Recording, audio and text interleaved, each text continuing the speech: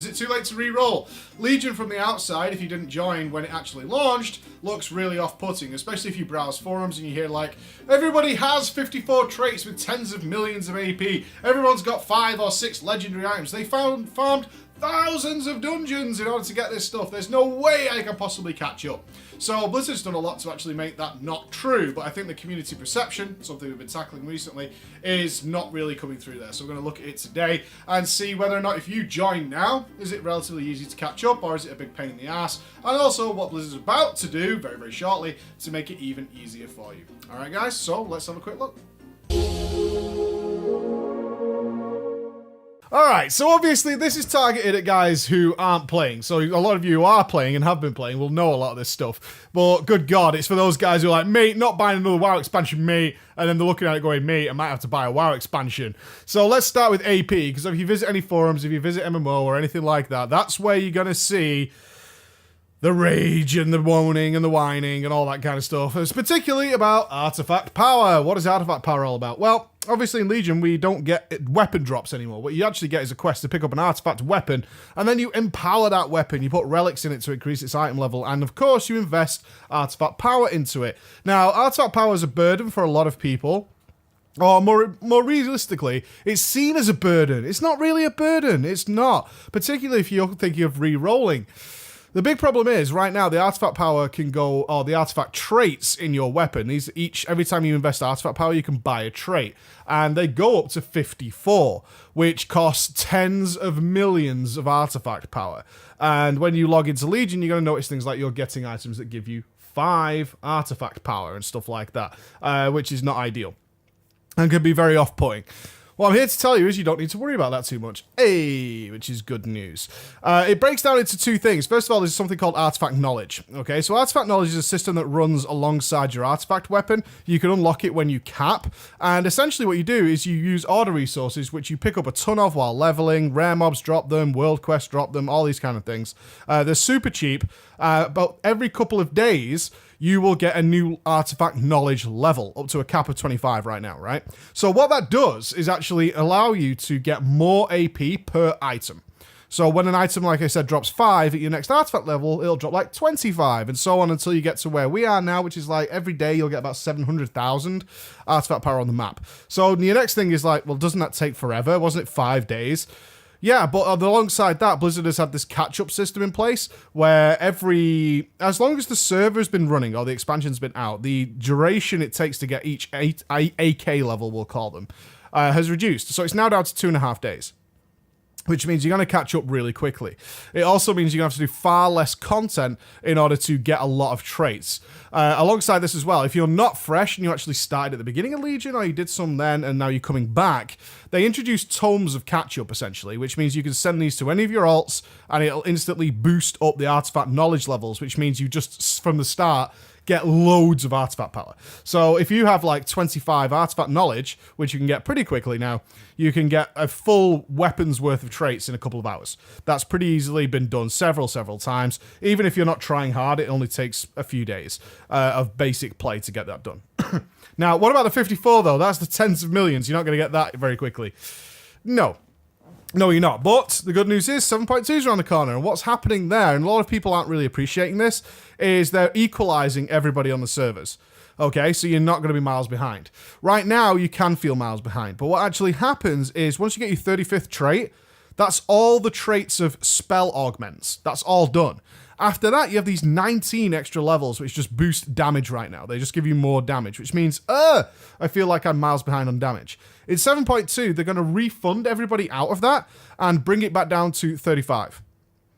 Okay? So we'll get all of us who have 54, we'll get it all refunded, but we'll all still have the exact same amounts of traits. This also means that if you never got more than 37, 38, whatever, you'll be brought to the same level as the guys who had 54.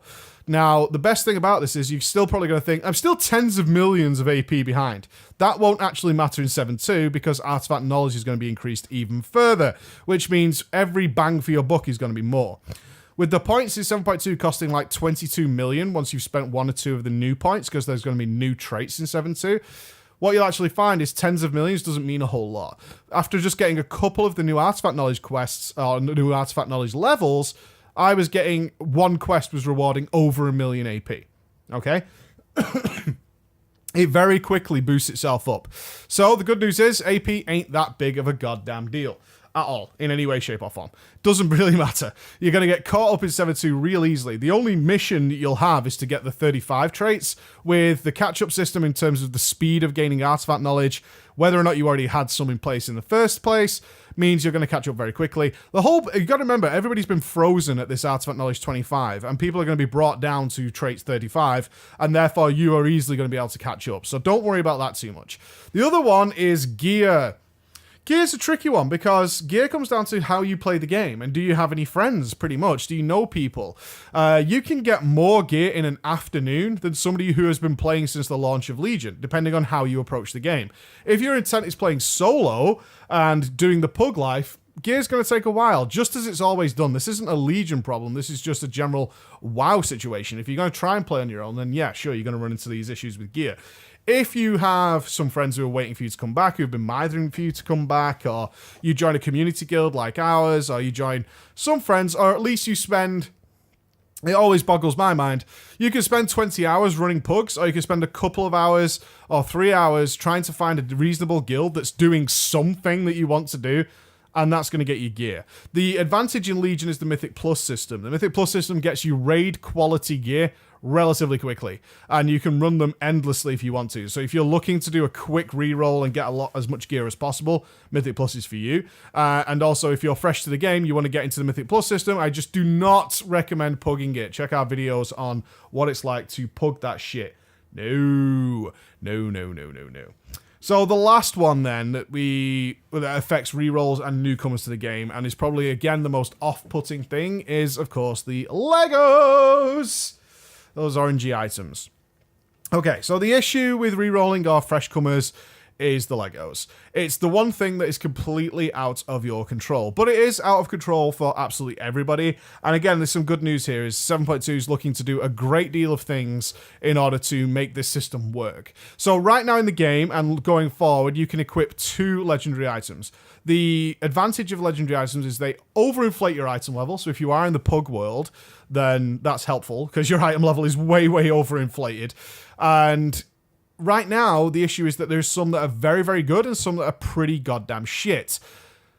So let's start with the good points then. Firstly, similar to the artifact knowledge catch-up, you get boosted pretty much to get your first couple of legendaries relatively quickly. To give some context to that, and some people will tell you horror stories of legendaries, but what we've seen is that this actually works out pretty goddamn perfectly for everybody, is your first legendary comes exceedingly quickly. You can get it in a very, very few attempts at legendary eligible content.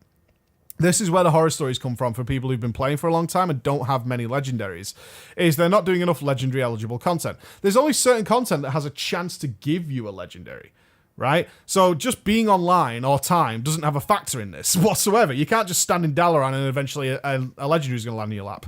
That doesn't happen. So we have things like chests, which you get from your daily world quest things, the emissary chest, your weekly chest, world bosses, raid bosses, finishing dungeons, finishing Mythic Plus dungeons. All of these things have a chance to actually give you a legendary. The more of them you do get a better chance the next time. If you don't get a legendary, you have a better chance of getting the next one. So your first 2 are boosted, so you get them pretty quickly. Okay, now the issue you might run into is you might get 2 bad ones. That's entirely possible, and after you get your first 2, you're on the treadmill like everybody else.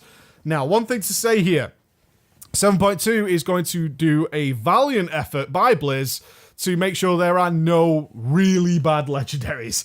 So if you get one that has a proc that is utterly useless, they're going to be adding a shitload more stats to it. Okay, so that will enable you to still get a huge benefit out of it. Good news. On top of that, they're adding craftable legendaries. So if you get unlucky or you don't do much content to get your second one, or you get 2 really bad ones, you can craft them in 7.2 using the systems in place like the new... I don't want to call it a Tanan jungle because that's going to be really off-putting to a lot of people.